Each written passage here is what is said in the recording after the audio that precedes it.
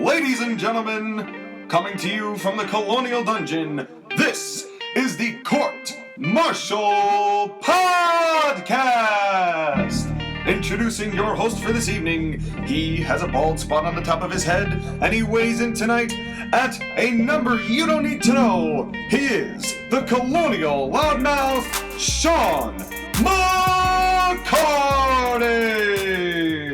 And welcome to another Court Martial Podcast. I am, as always, your Colonial Champion, Sean McCarty, and today we're doing something a little different.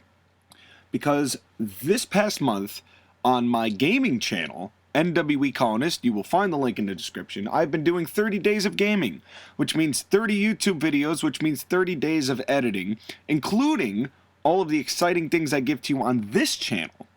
And as a result, admittedly, your Colonial Champion is just a little bit burnt out from making the videos. So what I'm going to do today is instead, I'm going to be mashing up 3 of the drive-bys that I've advertised. And for those of you who don't know, that's me in my car driving to work, just talking about pro wrestling, things that come to mind, anything that comes to mind. I'm going to be mashing those up, and I'm going to be taking 3 of them. So it's going to sound a little disjointed, almost like you could definitely tell the differences between the segments. But I'm going to mash them all up, and you're going to get 3 drive-bys as substitution for the Court Martial Podcast, because I just have a lot of things I just need to take today off. So I'm going to reinvigorate the Court Martial Podcast with a new match of the week and a superstar spotlight next week. But this week, please enjoy these 3 drive-bys mashed together for your pleasure, and we will see you next week for a brand new episode. And just so you know, some of these drive-bys, they may be a week or so old, so if there's old information, that's old information. You can probably figure out when it was recorded. But with that said, please enjoy this unorthodox episode of the Court Martial Podcast, and we will see you next week. I had a very interesting thought on the way to work, and I'm about halfway there, and I wasn't going to record today, but I am going to record today, because the question is, have wrestling shoots helped or hurt the wrestling business? And I got into this line of thinking because I was trying to come up with something to think about, or to talk about, I was trying to come up with something to think about as a topic for this show, and then subsequently talk about. And I honestly think it's an interesting idea, because it branched off as wrestling, in a way, once the cat was out of the bag, a lot of these older wrestlers who, had really adhered to what they had done, wanted to talk about their accomplishments afterwards, but really who had done what they had done, they finally said screw it to Kayfabe and started talking about some of the insides of the business and what it was like working with this person, what it was like working with that person. And it's really interesting because Jim Cornette was really one of the first to do that kind of an interview. I mean, in the way that it wasn't like a Dave Meltzer dirt sheet, because there was always that contingent of the population, but never on mass or on the whole mass of getting people to really see it on the basis that the internet allowed it to explode as an industry.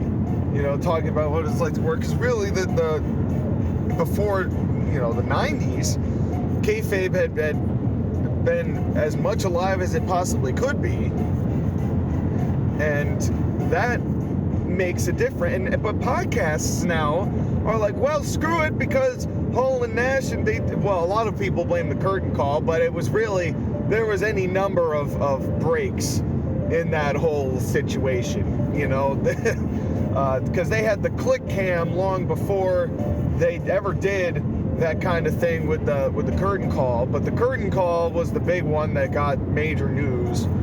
And then, of course, the screw job, where Brett went and told everybody, hey, I got screwed, this is bullshit. And there was a series of, and then the steroid trial, McMahon saying it's entertainment. That was in what, 93, 94? I mean, it was, oh man. There was a whole series of kayfabe breaks leading up to like the ones that most people associate with kayfabe being broken. And then the business not caring, because that was Vince McMahon's decision. was then to maximize the amount of money he could make on kayfabe being broken and catering to showing everybody how this is done, because he saw the money in that, and really he wasn't wrong until recently, because it made a huge amount of money, and that's what brought the Attitude Era up, and catering to an audience that knew that it was predetermined, but then catered it to predetermined, rather than catering to the fans who liked the suspension of disbelief, even though, you know, I'm not to say that nobody thought that Austin could beat down The Undertaker or anything like that, because they obviously kept the major principles alive, because they had great talent to do that, who were raised in the old school way of thinking so they could still work people.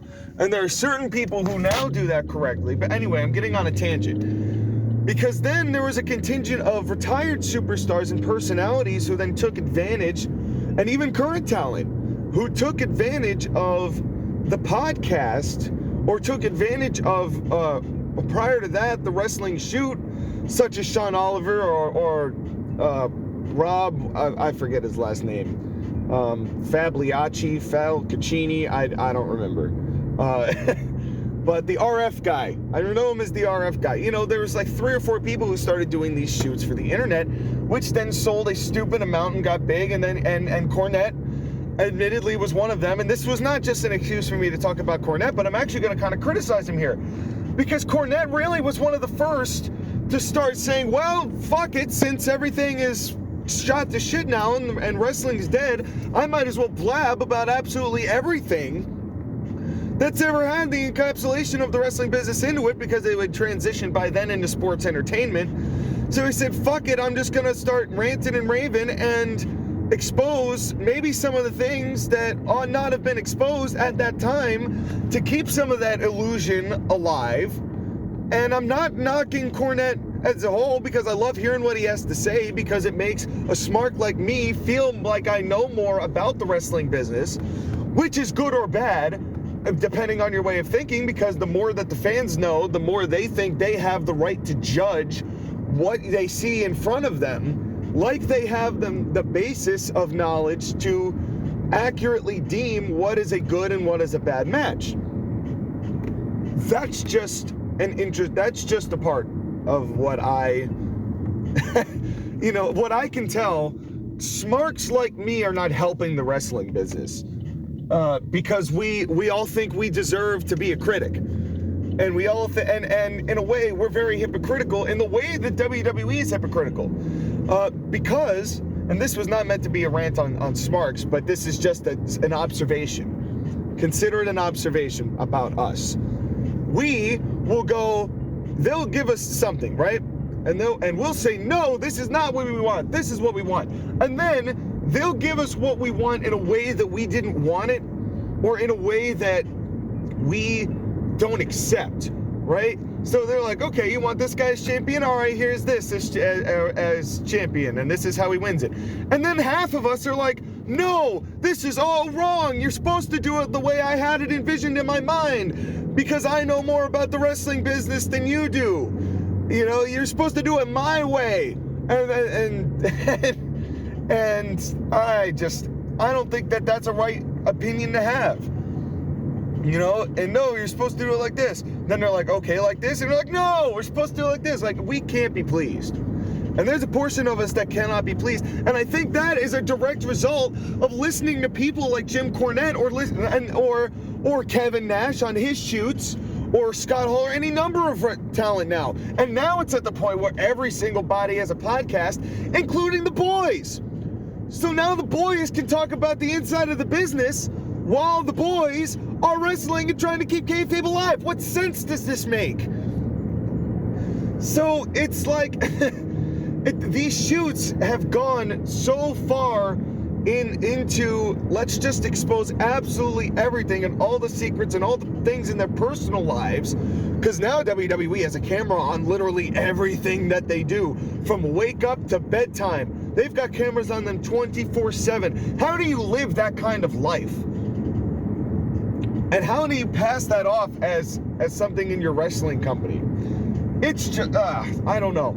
It's, call me old school, but a lot of these old school guys are the blame for this.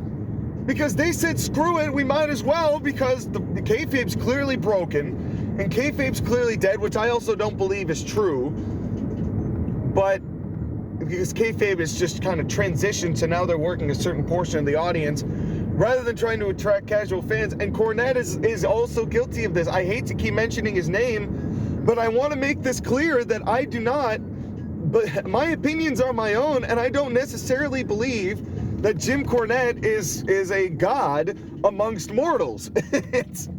and a lot of this, all these podcasts and all the talk shows and all the reality bits and all of these shoot interviews, I think have wholly hurt the wrestling business come hell or high water. And I am no different. I am calling hypocrisy on the entirety of the modern pro wrestling landscape, because it is centered really around shoots now, and not shoots in the way of we both think this could be real, but shoots in the sense of we are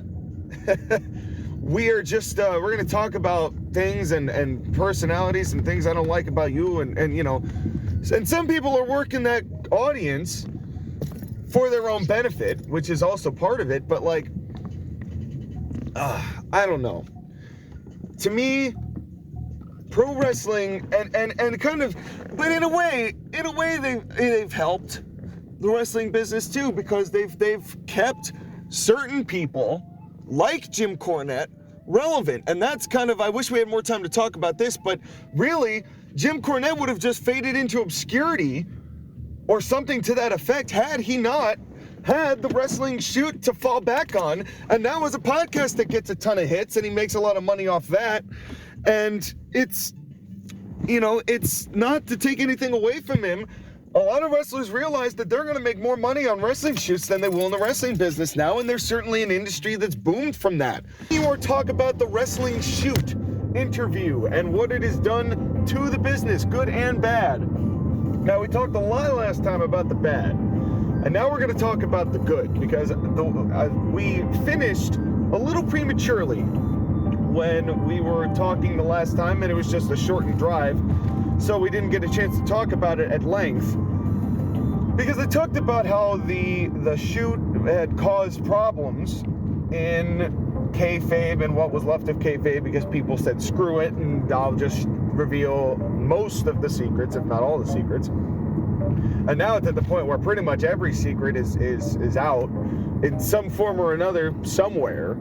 You know, there are certain people who still have the kayfabe drawn into it, but there are also a number of people who are now making quality money. These wrestlers afterwards are now making quality money after their careers and doing something that they believe, I would imagine, is meaningful, at least to them, because it makes them money. And for that, I don't really see an issue with. It's like, I didn't want to imply, and I think it was misinterpreted last time. I did not mean to imply that in the form of the wrestling shoot that I didn't like, which was just the respect for the business and all of these veterans, you know, as such. I don't want to say disrespecting the business, because they're respecting it by talking about it and talking about how, you know, it to me now, I view wrestling shoots as kind of one of those things, because otherwise, really, without a wrestling shoot or a wrestling podcast, I wouldn't be here. I mentioned that the last time. And hearing all these shoots to give people an idea of what it's like to be in a wrestling business and to work with certain people, and for those people who have made money off telling those stories. And I think that if there's, before in pro wrestling, there really was no means of an exit strategy. And for many, there still isn't. You know, you still got to kind of get a new thing. But now, if you've really made your, you know, anything worth your salt in the business, or if you're just in the business now, apparently, you can have a podcast, and that podcast will bring you in money.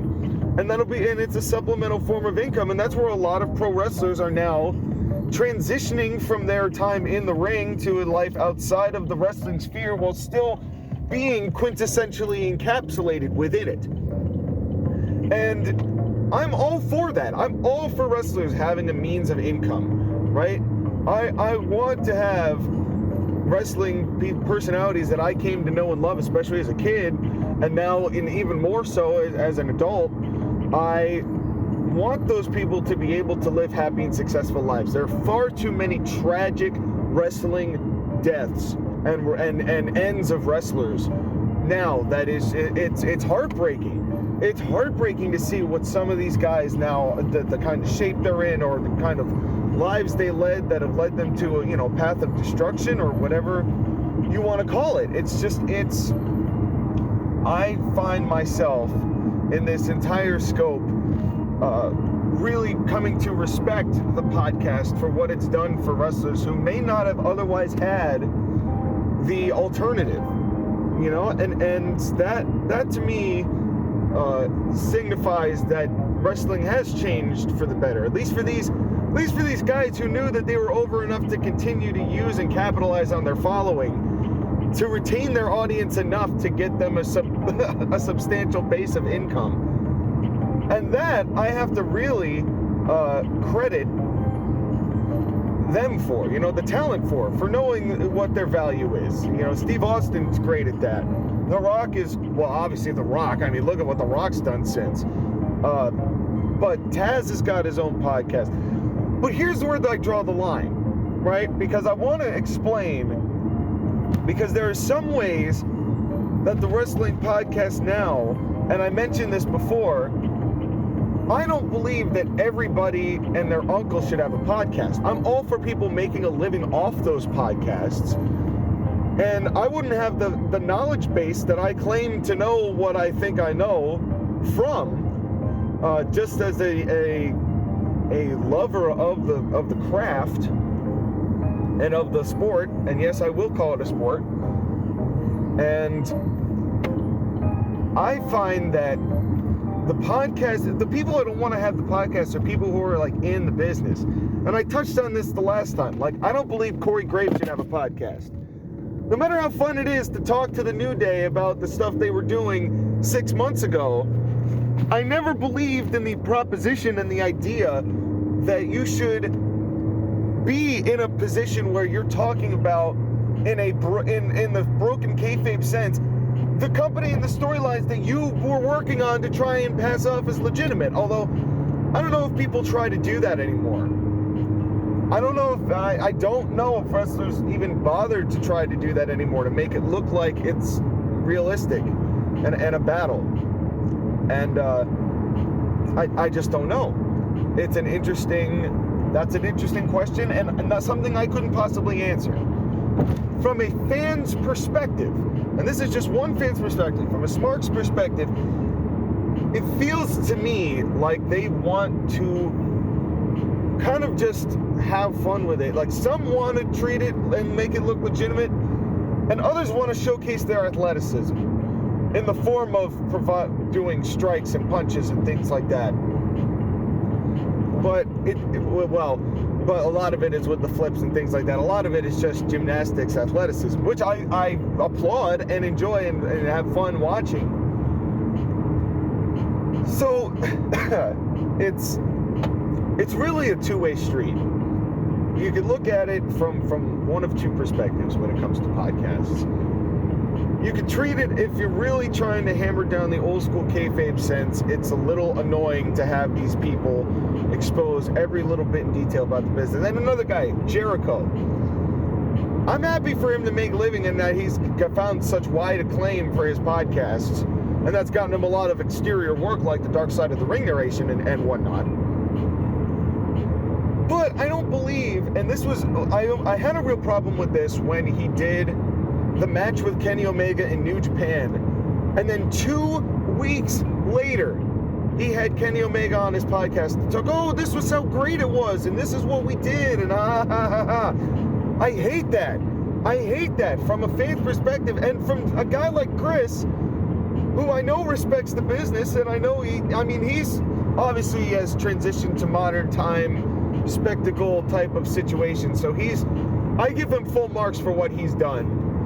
But that it just rubbed me the wrong way, and especially because he was at the time, well, not at that time, but when, just recently he was the world champion, and doing podcasts with these guys coming in who were posing a threat to Chris.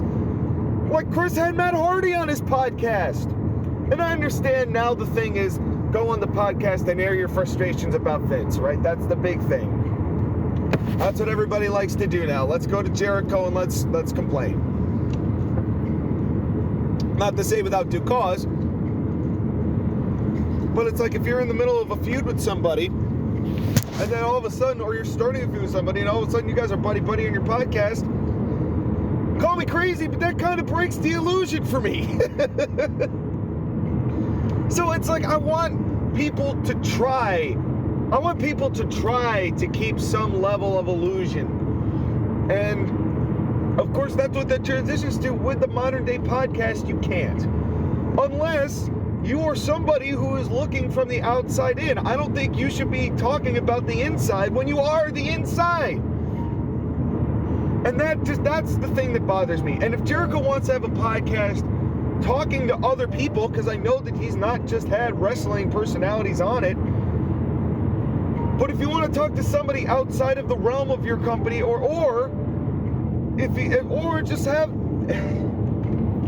if you're gonna have talent from AEW on your show, talk to heels and use it as a platform, or talk to people outside the business. Use your personality outside the business to talk to people about it. Either way, either way, it's just there's something inherently annoying about having two people in the middle of a feud and then being buddy-buddy on a podcast that weekend. Am I crazy to think that these things are things that could just be applied to make wrestling a little bit better? Just some semblance of maintenance to kayfabe. I understand that the times have changed, but it's like everyone just gave up on the idea. And the idea was what sold the tickets in the first place. It's a limited market to cater to people who are looking at it just like a clown show and going, oh, great fun. It's just, it doesn't do it for me. And it's a very limited audience. People like to be encapsulated in a product to where you feel some semblance of reality could be involved. And I know wrestling reputation is in the shitter at this point, but I don't know. Maybe I'm asking too much. I will fully admit maybe I'm asking too much. But this is, and to tie this idea together to the podcasts, if the podcasts didn't happen and the internet didn't happen and explode and make this thing such a popular thing to make money from, we wouldn't have had this idea. You know, we wouldn't have had this wrestling where everybody is in on it and so far in on it that they're like delusionally think that they're in it. Not in on it, but they think they're in it. And that like the fans hijacking shows. Why? For your own amusement. And the fact that now you've gotten to the point where if somebody is boring and you're not helping the show, you're just gonna amuse yourselves. That's just I don't know. I never believed in that. I never believed as a fan you should do that. If you really okay, I'm gonna say something wicked controversial.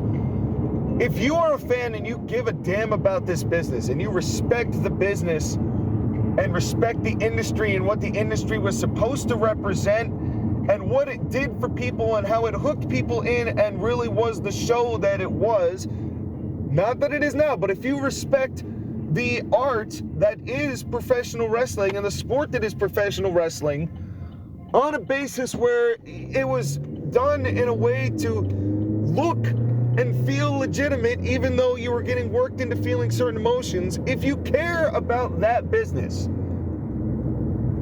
you do not hijack a show.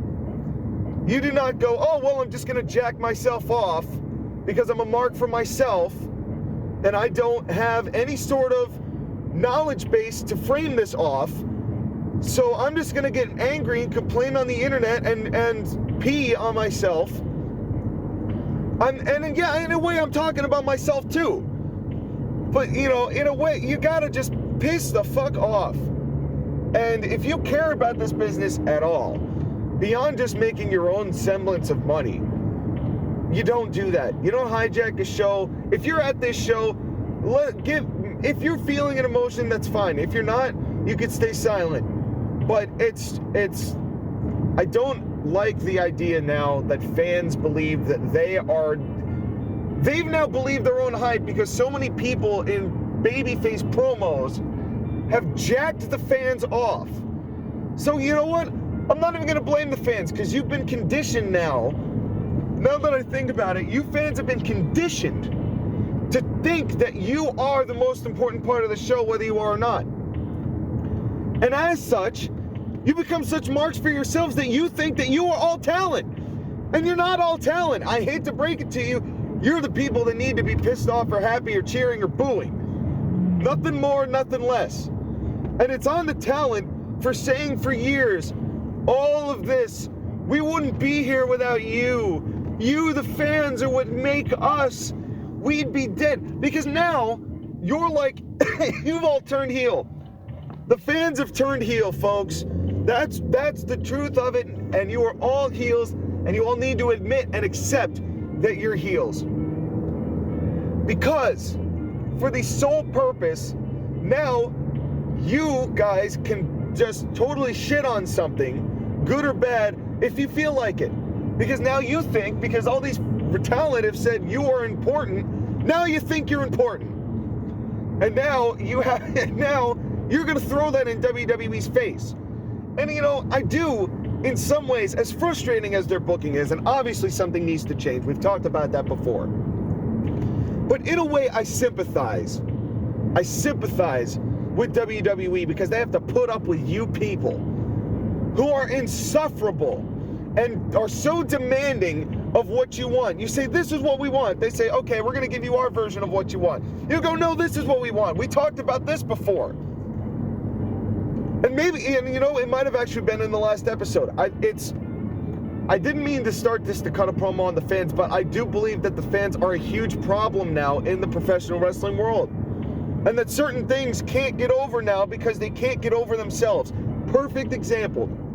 Yes, I agree the Universal title is a dumb name. Yes, I agree that the WWE title, but red, is a dumb idea. But no, I do not agree that you spent the whole time shitting on the belt while Seth Rollins and Finn Balor actually tried and to have a good quality match between the two of them. And I'm no fan of Finn Balor, but I can respect that they worked real hard to make that match look and feel important, and you guys couldn't get over yourselves enough to not just shit on the belt when you saw the belt. You took the opportunity to throw it in WWE's face rather than respecting the talent enough to see that they were putting on a good match.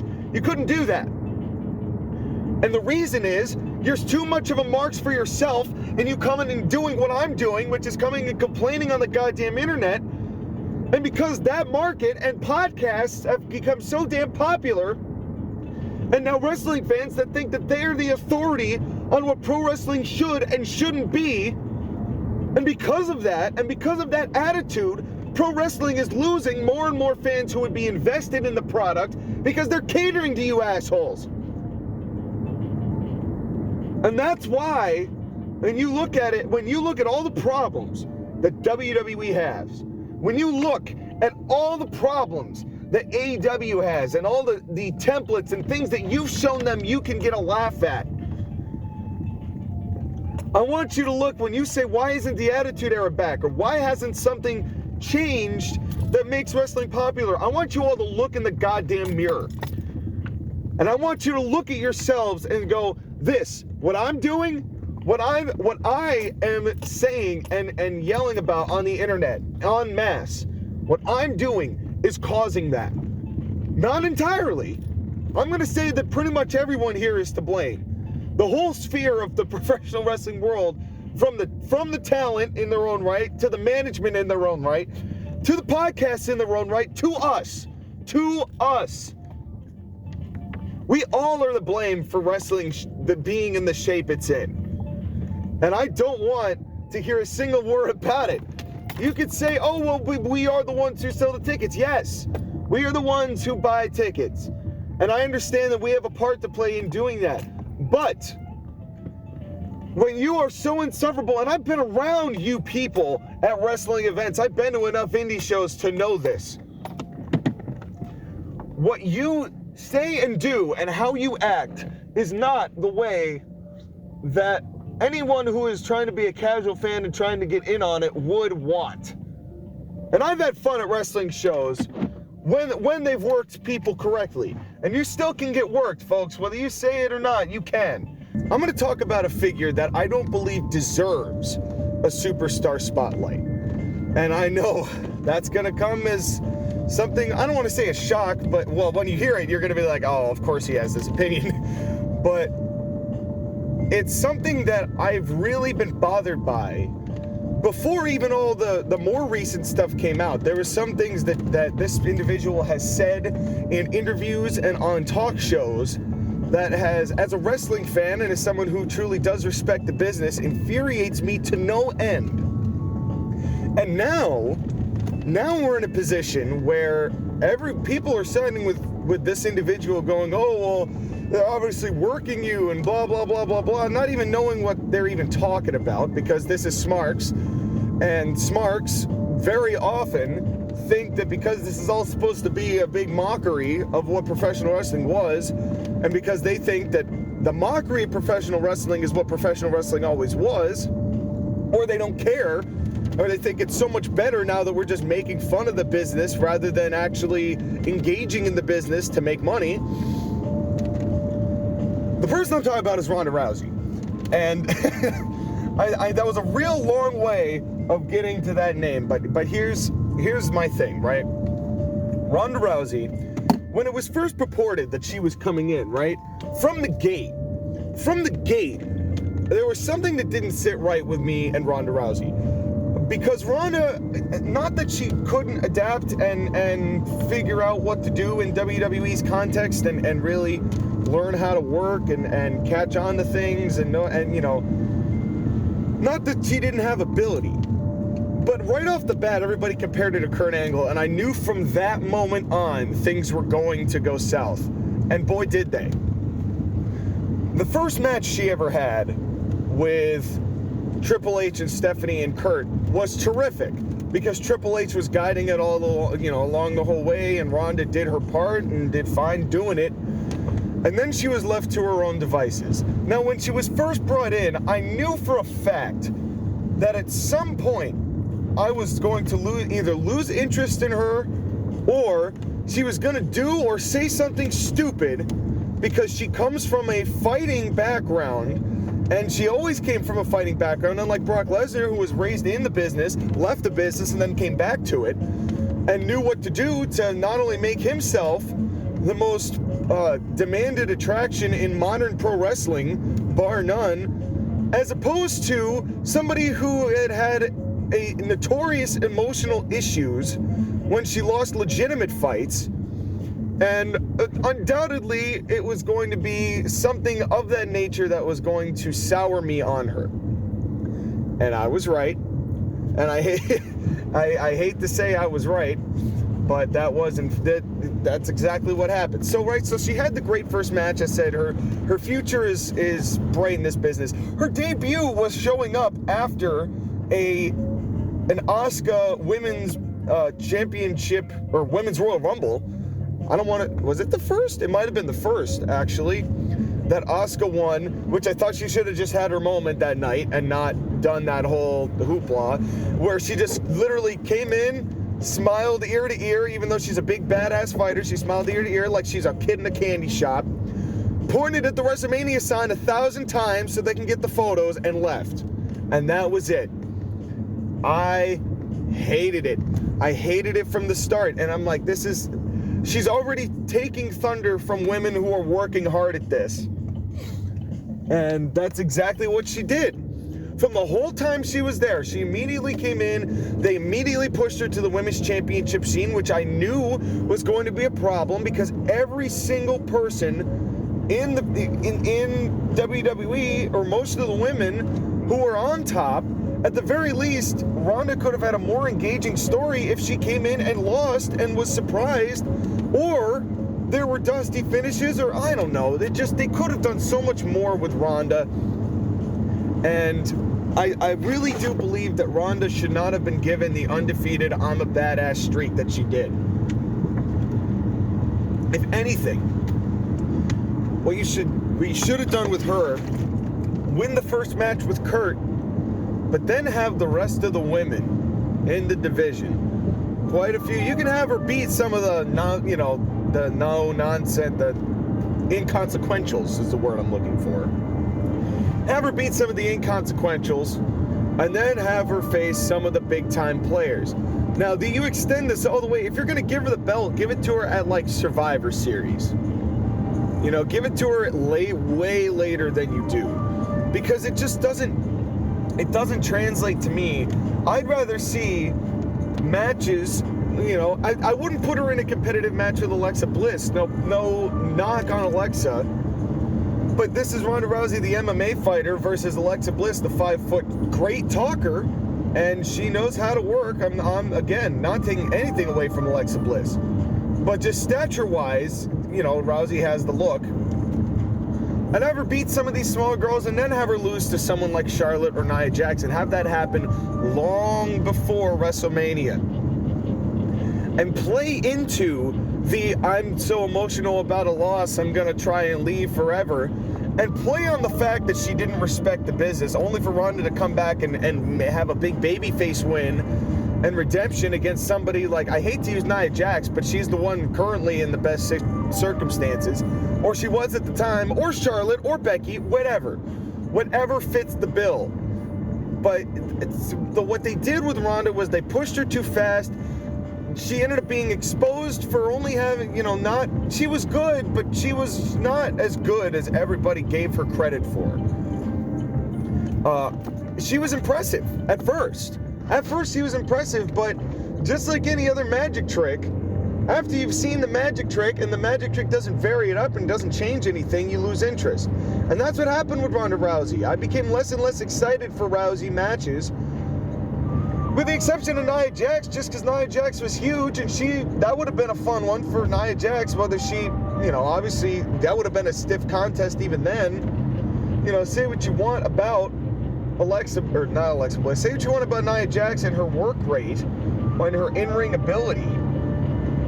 But at the very least, she respects the business, and she's from a heritage where she respects the business. And if they hadn't done that whole stupid be a star crap with her, she would have a much better reputation as a mean-streaked badass. But I digress. So then in the middle of her run, I think she was women's champion at the time. That's the craziest part. She goes on to Fallon, and she goes, oh, well, some of the women have been complaining that I'm too stiff or whatever, blah, blah, blah. I guess I'm going to have to learn how to fake it better. And that was the end of my interest in Ronda Rousey. Because as somebody who has had a consistent belief, because I have never, you know, Smarks changed their opinion a lot, but I have never strayed from the fact and strayed from the belief that if you are in the business, you ought to respect the business for what it is, and you shouldn't be saying fake it, and oh, I'm gonna, you know, they're all fake fights and blah, blah, blah, blah, blah, and oh, this is just a clown show, and look at us doing a clown show. That's what soured me about the Young Bucks. And, you know, with Olivier, you can make the case, with Olivier, I'm sorry, I listened to too much Cornette. With Omega, you could at least make the argument that you could use him as a delusional heel who thinks it's all art and then goes up against people like Silas Young and the people who do take it seriously, and then, you know, and work off that dynamic. But when you as a company are totally saying, oh, this is totally bullshit, just remember, this is totally bullshit, which is what I hated about the Firefly Funhouse, and I talked about that before. Well, now you've got a champion, and I'm, you know, obviously I'm being a bit of a mark for a belt right now, but okay, let's take the belt out of the equation. You have a woman on your roster who is the big MMA fighter, who's the big name, who wanted to be in WWE her whole life and made this whole thing about she wanted to be there, and she had the big goofy ass smile, which she never should have had as a badass MMA fighter. She never should have had that as part of her gimmick. I said that from the start, and I hated that, and when they turned her heel, it was just bad, because then she was doing, oh, well, it's all fake fights and I'm a real fighter, which is the exact opposite of what you should be doing. And so she goes on Fallon and says, oh, I need to learn to fake it more. So you've just disrespected the whole thing that you're on top of, and they're getting paid millions of dollars to do, And you're saying, oh yeah, well, I guess I'm just, I'm not good at bullshitting, so ha ha ha ha ha, guess this belt is, you're basically Medusa throwing the belt in the trash, but at least Medusa had some self-respect. Even though she threw one company's belt in the trash of another, at least she respected the business enough, the industry of professional wrestling. She threw a belt in the trash, but that didn't mean that she didn't believe or she didn't try to convince people, even if they knew it was a work. They were able to suspend their disbelief. I say that phrase over and over and over and over again because it's so goddamn important. And I don't understand how people in the business, in the industry, can't get that straight. It's because they've been bred to believe it's all BS and that nobody cares that it wasn't before. And that drives me up the wall. And then you've got somebody who's getting paid millions of WWE dollars to go on to WWE programming and make her moves look legitimate, like she's beating these people up. And that she's this badass fighter, and that's what she's doing. And then she's going, oh, well, it's all fake, and I'm just doing fake stuff. Ha, ha, ha. Fuck you. Fuck you and everything you stand for. And everything you've ever stood for. And that was in the middle of her run. And at that point, oh, she was being worked. But yeah, it did get me hot. But that's the wrong kind of heat. The heat you should be getting is being cheated, it's cheating to win and not taking competition seriously. I want to suspend my disbelief that you're actually fighting each other rather than you're getting heat with me because you're being a piece of shit to a business that's reputation is bad enough as it is. And instead of trying to rebuild that reputation, which is the whole point that you were brought in because you're an MMA fighter, and the whole point is that you have an air of legitimacy, something that is sorely lacking in pro wrestling, and then you turn that around and spit in the face of the people who are paying you to make it look legitimate. That's why I want you to fuck off and go the fuck away. This is not difficult to understand. And I know there's going to be some of you going, oh, well, it's all fake anyway, so what's the problem? The problem is, I was raised on the belief that if you really cared and respected for the business, and you really, truly loved the people that had entertained you for so many years, whether you believe that they should be healthy or not, whether you know it's a work or not, you still want to be captivated by some semblance of legitimacy. Think back.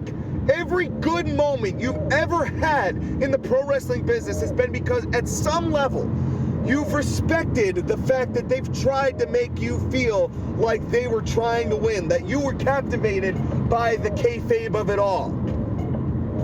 And you can't lie. I don't care who you are. Some of you, one of you believed at that time that something about it was legitimate. You believed Kurt Angle and Brock Lesnar in a match because they looked and acted the part. They wrestled their ass off. And they never went on Jimmy Fallon, they never went on Conan O'Brien and said, hey, you know how I'm an Olympic gold medalist? You know how this guy was an NCAA World Heavyweight Champion? One of the youngest, one of the best ever to do it, the most dominant champion in collegiate sports? Oh yeah, well now we're faking it. And me and Brock Lesnar, oh, we're chums, man. We're just, we're going around, we're having coffee and tea, and we're drinking milk, and we're telling stories about how, oh, God, it's so maddening. Because it shows the disrespect. Say what you want about Seth Rollins going, and doing all of his being a dick on Twitter. Because he is a dick on Twitter, he did that about, oh, he did the whole flex, look at my bank account, look at your bank account. Garbage. Say what you want about him, but he's not going out and going, oh, everything I do is fake. No one in WWE should ever be doing that and should be going out and saying, oh, hey, I'm just bullshitting it. Fuck you. And then this more recent stuff with Ronda Rousey, right? This more recent stuff where she literally said, oh, it's just fake fights and I can kick any one of their asses and none of them have been in a fake fight. And if I fought 360 days a year, I'd be dead. And basically spat again in the face of why would anyone ever want to do this business at any time, in any place, anywhere. And it says it's not for tough people. And now I'm not saying that people like, I'm sorry, I know people like these guys, but I'm not saying that people like the Young Bucks don't add fuel to this fire. And Michael Nakazawa and Orange Cassidy and all these people who are making a mockery of the business. I'm not saying that those people aren't contributing to her point. But this is really, from anyone, from this person, this just soured me so badly on Ronda Rousey that I wouldn't have cared if Charlotte was the one that beat her at WrestleMania 36. Because at this point, I wanted anybody to take her down, not because I wanted to see her beat, but I wanted to see her off my television and out of the world of professional wrestling forever. Because if you have that little regard for your craft, if you have that little respect for what you're doing, then you shouldn't be doing it. That's why you're an emotional pussy, because you lost 2 fights in UFC and couldn't recover from it. So you chose to fake fight, and you got so much criticism for fake fights that now you're trying to flip that around like you were the biggest badass in the room. Fuck you. Fuck you, everything you've done, everything you stand for, you should be thrown into a prison and buried underneath it. That's how I feel about you. You should be boiled in oil and you're fat sold for soap, but nobody buy that soap because it's fake fucking soap. I'm sure you can tell I'm not very happy about this. You can hear me cutting a promo, and this is why you don't deserve a superstar spotlight, because you're not a superstar. You're a pathetic, disrespectful bitch. And you know what? If you came and you stretched me and you beat me the fuck up, worst case scenario, I get knocked the fuck out. I get hospitalized. But I would say it to your face. You could look me in the eyes and may be all intimidating. But fuck you for who you are and what you did to professional wrestling and what you've said. You deserve to get the shit kicked out of you. So yeah, everyone's like, oh, they're working you. She backpedaled because she got so much heat because she's a fucking moron and doesn't give a fuck about the wrestling business and never did, and she never should have been allowed it in the first place. Just like these fucking people like Gronk and fucking Tyson Fury. If you're gonna spit in the face of the people who are paying you millions of dollars to make you look more legitimate, if you're gonna go and turn around and spit in the face of that, you don't deserve to be there. And you should never have been making that money. And yes, I understand this is a Smarks opinion. This is one guy's opinion, and I'm not the be-all end-all jurisdiction on this matter. However, I've had enough. I've cared more about this business. This is what, you know why I'm so upset about this? Let me explain this. For those of you who really need me to break it down for you, right? My life, I was an only child. So I didn't have many friends. I lived out in the country, so I didn't really able to go out and hang with people on a regular basis. You know what I had? I had pro wrestling. I had professional wrestling when my cousins introduced me to it from the video game. And I had that, and that was my only friend. That was my life. I spent my entire childhood up until now wrestling in many ways has been the most important thing to me in my entire life. I would throw my entire life away if that meant being in the wrestling business and dedicating my life to it, because I've already dedicated my life to it. I've spent more hours watching, believing, doing what they said not to do and not trying this at home and trying it at home and living my life through professional wrestling. That's all I've ever done. That's all I've ever been. That's all I've ever manifested. I've cut more promos in my basement, and I'm 27 years old, folks, and I'm still cutting promos in my basement because I love, live, eat, breathe, sleep, cry, bleed this business. And for someone like Ronda Rousey to come in, disrespect this business, make money off it, profit from it, and then spit in the face and disrespect the reputation of anyone who had ever made the decision to go into that for a living, who had ever cared the same amount that I did about professional wrestling. You people who disrespect, who say it's all a joke, who say it's all just for the shits and giggles, you need to fuck off and die. You are the people who give people like us a bad reputation for believing in something we loved. And that is why I'm so offended at somebody like Ronda Rousey. So Ronda, and I want you to hear this from my mouth, and if you want me to say it to your face, you tell me when, you tell me where, because I will gladly show up. You want to kick my ass? Fine. I don't lose a damn thing from being stretched by Ronda Rousey. In fact, I'll gain. Because the second the media comes and swoops that up, boom, goes the dynamite. And all of a sudden, I've got a reputation. And now all of a sudden, you've now got a different reputation. So come on, Ronda, tell me. And I'm not asking for a girl to beat, I'm asking for a woman who is, if she's as tough as she is, come and beat me up. And I'm not gonna fight back. I'm gonna say what I wanna say. I'm gonna cut this same promo on you to your face. And if you have the balls, stretch me. And see what that makes you look like. Because I've got nothing to lose. I'm not gonna touch you. There will be no hit. There will be no slap. There will be no provocation. Because I have no reason to hit you. I would never hit a woman. That's very clear. Even if it's an MMA fighter. She'd probably stretch my ass to kingdom come. I'm not saying she wouldn't. I'm on the contrary. I'm saying that she more than likely would. But what I'm not gonna let her do is I'm not gonna let her just sit there and fucking spit in my face as someone who has dedicated his whole life to the professional wrestling business and everything that it entails. I will not let someone like Ronda Rousey fuck with my life and fuck with my love, my passion, my dreams that I've had since I was 4 goddamn years old. And just because you got a taste and couldn't hack it, all of a sudden we have to pay the price. Fuck you, Ronda Rousey. That crazy Colonial Champion and his crazy drives to work. Well, with that said, it's now time to take our first commercial break. And when we come back, we will have a new edition, a better edition, a fresh edition of the Court Martial Podcast ready, hot off the press, right out of the oven for you and you alone. So thank you very much for listening, and we will be right back.